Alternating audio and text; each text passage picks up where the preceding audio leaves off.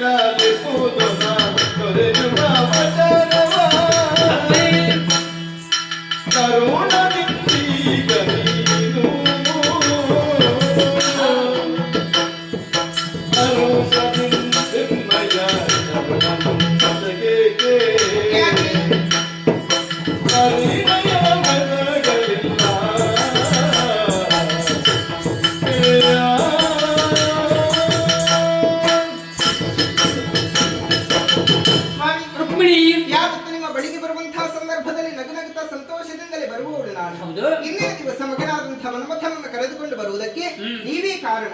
ನಾನೇನು ಮಾಡಿದೆ? ನಿಮಗೆ ಮನೆ ಜವಾಬ್ದಾರಿಯನ್ನು ದುಟ್ಟ ಹೇಳಿ ಮನೆಯಲ್ಲಿ ಒಬ್ಬ ಪ್ರಾಯಕ್ಕೆ ಬಂದಂತ ಮಗನಿದ್ದಾನೆ. ಅವನಿಗೆ ವಯಸ್ಸೆಷ್ಟಾಯ್ತು ಗೊತ್ತುಂಟೆ ನಿಮಗೆ? 16 ವರ್ಷ ಆಯ್ತು. ಅವನಿಗನ್ನು ಮದುವೆ ಆಗಬೇಕಂತೆ. ಮದುವೆ ಮಾಡಿಸಿ ಯೋಚನೆ ನೀನು ಮಾಡಬೇಡ. ದಿನ 8ರ ಒಳಗೆ ಆತನಿಗೆ ಒಪ್ಪುವಂತ ಹುಡುಗಿಯನ್ನು ಹುಡುಕಿ ನಾನು ಮದುವೆ ಮಾಡಿಸ್ತೇನೆ. ಸರಿ ಸ್ವಾಮಿ, ನಮ್ಮೆಲ್ಲರ ಆಸೆಯಂತೆ ಆದಷ್ಟು ಬೇಗ ಈ ನಮ್ಮ ಮನೆಯಲ್ಲಿ ಮನ್ಮಥ ಕಲ್ಯಾಣ ನಡೆಯಲಿ. ನಿನ್ನ ಇಚ್ಛೆಯಂತೆಯೇ ಆಗಲಿ.